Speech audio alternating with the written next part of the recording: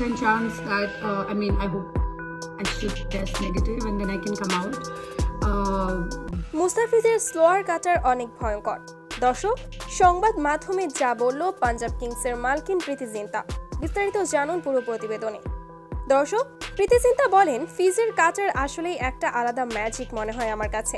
তার এই স্লোয়ার কাটার দিয়ে বিশ্বের বাঘা বাঘা ব্যাটারদের ধ্বংস করা যায়।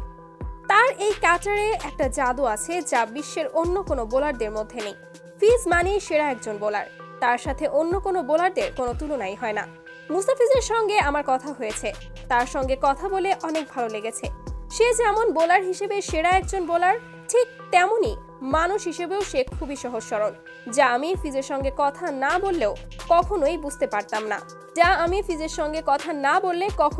পারতাম না।